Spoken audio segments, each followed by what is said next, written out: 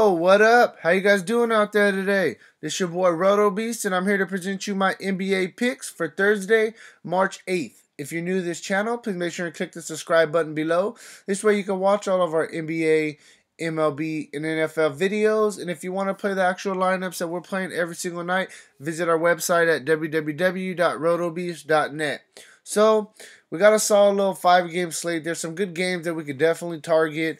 Before we jump into the games, if you're new to this channel, like I said, make sure that you're subscribed. Please make sure and drop a like below. It really helps us out. I really appreciate it. And yeah, let's jump into these games. So we'll start first with Phoenix at OKC. This game has the highest implied total on the slate of 228.5. OKC is favored by 10.5. Then you got San Antonio going into Golden State to face the Warriors. This game has a 221 implied total. Golden State's favored by 1. Next, we got Brooklyn going into Charlotte to face the Hornets. This game has a 218 implied total. Charlotte's favored by 7. Then you got Boston going into Minnesota to face the Wolves. This game has a 214.5 implied total, and Boston's favored by 2. And then lastly, we got Philadelphia going into Miami to face the Heat. This game has the 208.5 implied total. Philadelphia is favored by 1. So yeah, let's just jump into these picks and we'll get this video done. And yeah, so we'll start, as always, at point guard. We got Russell Westbrook, 12,000, up-tempo game against Phoenix. I mean, this is a great spot for him. It's just all about if the game stays close or not. You need 60 for him to hit value. He's averaging 53 on the season. Next, we got Curry going against San Antonio. He's really been on a hot streak. He's been on fire right now. He's killing it. He's got you. He got 56 last game. He had a couple of games where kind of like he didn't feel, the stat sheet, wise the way we like it. But he's still been scoring very well. He got 44 actual scoring points just a few games ago. Curry has the upside. This is definitely, it's not the best matchup, but it's not the same defensive Spurs that we used to seeing a couple years ago. So I like Curry. Then we got Kemba Walker at home. I understand he just put up a dud on us, but you know what? This is DFS. Things happen. That's why we move on to the next day. Kemba at home. We got to love him. I always love Kemba at home. You need 45 for him to hit value. So the price tag is up. He's averaging 38 on the season. Nonetheless, I definitely think this is a great spot for Kemba. I mean, you can look at Irving. He's coming off a break from a knee injury or a knee soreness or whatever. He's going to be back in the lineup. The price tag is up, though. You can look at Jeff Teague, but he's going against Boston, a good defensive team. A guy I'm really going to be looking at is Goran Dragic, going against the 76ers. He's had mixed results against the Sixers this season. But last game, he had a great game just a few games ago. 34 fantasy points on a 6.7 price tag. We actually need 33 for value. So right there, pretty much what he got last game. I definitely think he can get that again. Then we got, this is strictly GPP, but you can look at Dwindle going against Charlotte. I mean, the guy's playing 30 minutes a game, and I mean, he's not doing nothing special, but I mean, he's solid. For him to hit value, you need 32. He's averaging 30 on the season, so I definitely think he's a solid GPP play. We got shooting guard. Start with Booker going against OKC. I mean, Booker's a baller. He's coming off a monster game against OKC a few games ago. 56 fantasy points, 39 actual real-life scoring points. Booker's a really, really good play on this slate.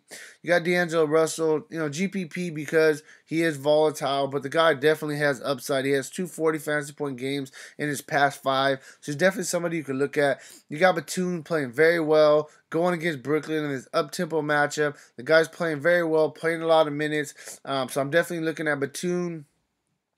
Looking at a guy like Wiggins, his price is fair. I mean, I understand that Boston's a good defensive team. For him to hit value, we're going to need about 32. He's averaging 29 on the season. He's having to pick up the scoring load with Jimmy Butler out, so I definitely think he's in play. Lastly, we're going to look at Dwyane Wade going against Philadelphia. I mean, Dwyane Wade's playing very, very well right now. He's playing, 23 to 26 minutes for the most part. But, I mean, besides one game where he got you 16, I mean, he's got you 40, 32, 23, 34. So he's playing well. You got to really like that. Dwyane Wade's definitely in play. Durant, straight GPP for me just because he's not getting there on these high price tags. For him to hit value, you need about 49. He's averaging 47 on the overall season. But, I mean, the numbers are a little bit kind of misleading because he's had a couple monster games to kind of push the numbers up, but he's really averaging about 42, 43 fantasy points a game, for the most part. And at this price tag, I mean, he's just not going to hit value for you. But definitely, I mean, he has upside. You got to look at him at GPP. Paul George going against Phoenix. He was just in his matchup a couple games ago. He had a solid 43-point outing. We need 44 for him to hit value. So definitely he's in play. TJ Warren, he's their second best scorer on the team. I mean, he played 41 minutes last time, a couple games ago against OKC. He only got 26 actual scoring points, but he got you 19. He got you 19 actual scoring points, 26 fantasy points. He just didn't get us, the defensive stats that he usually gets us. Otherwise, he could have been very close to value. I definitely like him at his price tag, and we'll go back to the well. Then you can look at Richardson. I mean, Richardson, starting small forward, backup point guard. I mean, he's balling. He's playing very well. He gets massive minutes.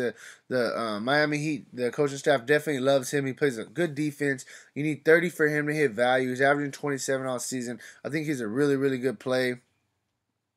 You can look at Winslow. I mean, they really like him as well. He plays a lot for the most part. He got you 30, 31 to 38. This game was overtime, so I would say he's pretty much averaging about 30 actual minutes, the past 5 games. And he's been playing very well. Got you 29, 44, and 25. And 31. I mean, the guy's playing well, so I definitely like Winslow. The price tag is up, but it's still fair. Then you got Rudy Gay. If he's going to play 25 minutes against the Warriors, I really like him in this spot. For him to hit value, you need about 22.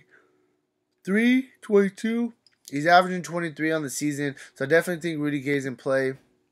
Nextly, we'll go to power forward Ben Simmons going against Miami. Straight GPP play for me just because his price tag is so high. For him to hit value, we need about 44. He's averaging 42 on the season.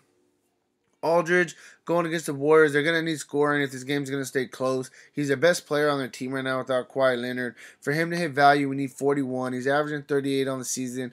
Then you got Draymond. His price actually went down a little bit going against the Spurs. For him to hit value, we're going to need about 38. He's averaging 37 on the season. So I definitely think Draymond's in a great spot.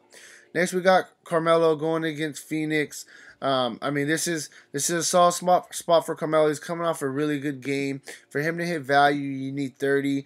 He got 28 against Houston, so very close to value. I definitely think this is a solid spot. I got you 26 last game versus Phoenix.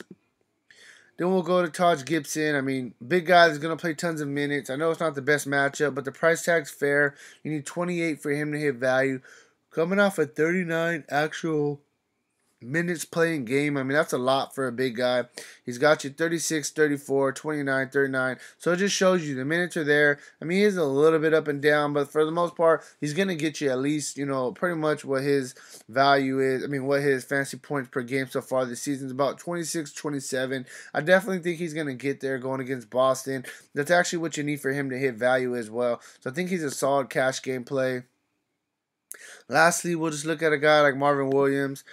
I mean, he's just cheap. For him to hit value, you need 20. I mean, he's got you 22 times in the past 4 with the 16 and the 14. He is up and down, but this is a solid matchup going against Brooklyn. Up-tempo game. So I definitely like Williams. Next, we'll go to center. Karl Anthony Towns going against Boston. It's not the best matchup, but Towns is just a beast. He's been playing well. In 2 of the past 3 games, he's got you at least 60 fantasy points. So I definitely like him in this spot as a GPP play. Then you got Dwight Howard. I mean, the big guys absolutely kill the Nets. I mean, so this is a great spot for him. I mean, he has been up and down. He is volatile, but he's coming off a really good game. 46 fantasy points. I definitely think he could turn around and get you 46 again going against Brooklyn. Steven Adams going against the Suns. I mean, it's a very fair price. He got you 29 fantasy points last time out. For him to hit value, you need 35. He's averaging 32 on the season. Adams is definitely a solid play. You got Whiteside going against Philadelphia. Just had this matchup not that long ago. Went off for 50 fantasy points. He definitely played well against Embiid, and I definitely think he can do this once again at home. Lastly, we'll look at Al Horford going against Minnesota. They're going to need him on the floor. going against Gibson and Karl Anthony Towns. The minutes are up and down, but he's a guy that he's consistent for the most part. I know he's been having kind of a rough stretch, but I look at the overall season numbers. For him to hit value, you need about 33. He's averaging 32 on the season, so definitely a solid play. So yeah, hey, we're going to jump into these core picks, but before we do, if you haven't already, please make sure and click that like button. It really helps us out. We really appreciate it. Yeah, let's just get in these plays. So we're going to start at point guard. I'm really liking Dragic going back to, at home, going against Philadelphia. Shooting guard, you got to go with Booker against OKC. He's going to have a great game, in my opinion. Paul George going against the Suns. Solid play. Taj Gibson, great cash game play. And we'll finish off center. I'm going to go with, I like all three of these guys. Adams, Whiteside, and Horford. I'm going to have to go cash game wise. I'm just going to go with, probably going to have to go with Whiteside. His price has dropped, and he's playing very, very well. If it's either Whiteside or it is Adams. So kind of remember that. I'm going to go back and forth. I'm not sure exactly who I'm going to go with. They're $100 difference, so pretty much you could probably get either one of them in. Get you almost $6,000 to go to fill out the rest of this core. Definitely, this is something you can look at to kind of get you started tomorrow. And yeah, hey, if you haven't already, click that like button. Make sure that you're subscribed, and hey, let's get this money. Talk to you later.